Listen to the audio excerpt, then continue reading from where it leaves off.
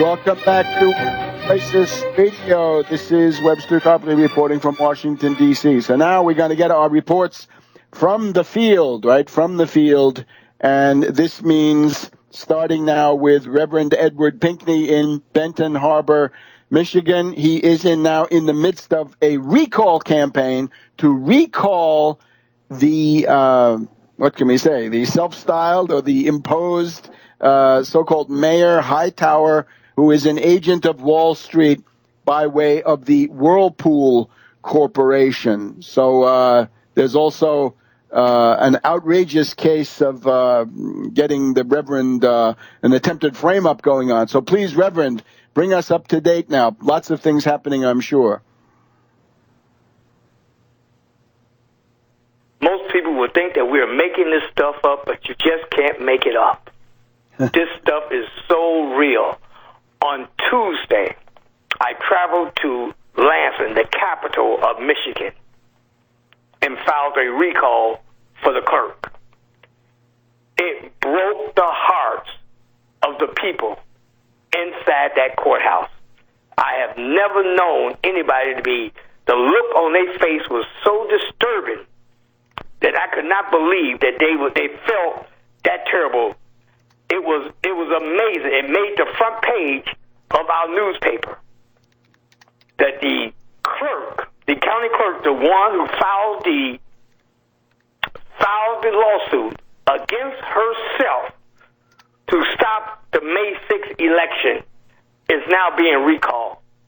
I have went around, and people from all over the county have been calling me and want to join me in this recall. They said, this is the one we should have done first. But I said, no, I think we should take them in steps. But this is something that nobody will believe.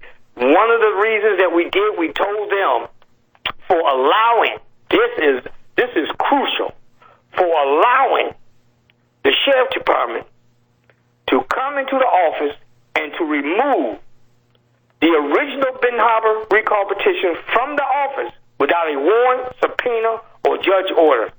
Matter of fact, she broke the law. Yes. And that's MCL 750.41, 491, and 492. It is so disturbing to them that they would never believe that someone would recall the clerk. Webster, it's been one of those weeks that I tell you, I just can't make this stuff up. Even if I wanted to, I couldn't make it up, Webster. But it appears to be another major victory for the people. How about that?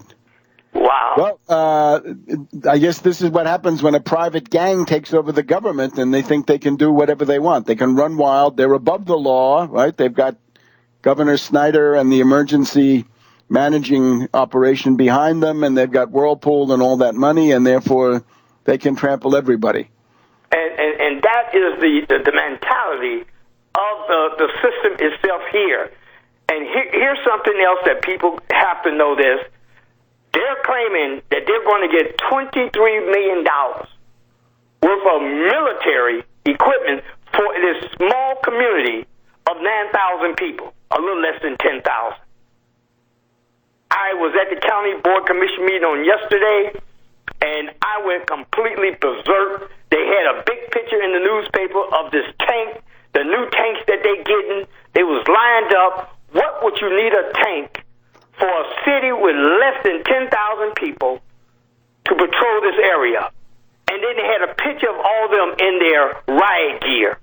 I guess it was designed to intimidate the people that live inside the city of Benton Harbor. But I never would anticipated anything like this. But I had a great day there. I had a good chance talking about it. Most of the stuff made the newspaper. So it was just a great day. We just been showing them what we're capable of doing, because if you don't fight back, they're going to run over you. So I believe in fighting back, Webster. I believe in fighting back. I believe that you have to fight back, and you better be man enough to suffer the consequences.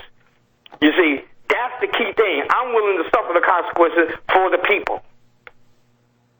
Reverend, if there's $20 million of equipment, war surplus coming from the Pentagon, it means every cop is going to be riding around in his own tank, his own Abrams tank. And that's going to be a great community policing effort when the cop is inside the tank. You can talk to him through a telephone, I guess, on the outside. I have no idea that their plans, but they was the commissioners was giving each other a high five and standing up. They had the sheriff there yesterday, and it was but when it was about 12 of us, everybody got up and said something about it, which was tremendous. And we do not want our city police officers being trained like they're soldiers. And don't put them in these soldiers' uniform, because what they're going to do is going to make people go berserk. Because people are angry right now. They're upset, not just in Ferguson, Missouri. I'm talking about all over the country. People are concerned. Absolutely. It's a long, hot summer of high unemployment, high youth unemployment, despair, anger, and then it explodes when the cops go into this overreaching mode, and then people get killed, and then it just takes off. Absolutely, and believe me, we had an incident last night where at the high school where a cop put a young lady who was teaching the students about in reference to cheerleading, and they came and put her in handcuffs for no reason. And when they called me, it was almost 9 o'clock. And I said, okay, but then they had already broken up. But it's the tension here. I tell you, you can cut it with a knife. It's so thick. But the point is, we have to take a stand, Webster. We can no longer allow them to keep pushing us around. And that's all over the country. It's not just in Benton Harbor. It's not just in Ferguson. It's all over the country. And they shot a second boy in St. Louis. It's getting that way, Webster. It's getting that way. We are just going to have to get people together so they can understand the seriousness of this situation. Absolutely. And what I talked about in an earlier segment is there's got to be a program. In other words, we would obviously need 30 million new jobs for the United States as a whole to get to full employment. But for the special problem of poor youth, inner city, Appalachian, whatever it is, rural, we'd need at least 5 million jobs, summer jobs and holiday vacation jobs. We should have had them this summer, but start with 5 million and see what that gets you. And that should be paid for by Wall Street, obviously. Oh, no the people behind Whirlpool. How many teenagers does Whirlpool hire in the summer, right? To give them the experience. I think quite few. I think if you can count them on one hand, if they do, they're usually family members. Right. Of some of their puppets.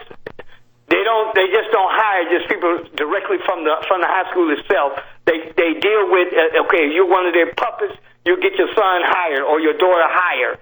And usually I would say 5 or 6 people for the summer. How about that? And that's out of a plant that hired what, a couple of thousand workers? It has 4,500 workers. Wow. All right, Reverend. We have limited time, but can you tell us remind us of the calendar going forward and how people can get in touch and Absolutely. In touch with you and help you? The trial of the century will be October 27th on my birthday. We are prepared to go forward and do that. It will be one of the trials that everybody, if you're living close to Michigan, be there in Barron County, because it will be lots of fireworks. And if you want to call me and talk to me about this, you can reach me at 269-925-0001. Or you can go to my website, bhbanco.org. bhbanco.org. I'll repeat that in the next segment, Reverend. Thank you very much. We'll see you next week. Hang in there. We'll be looking forward to it.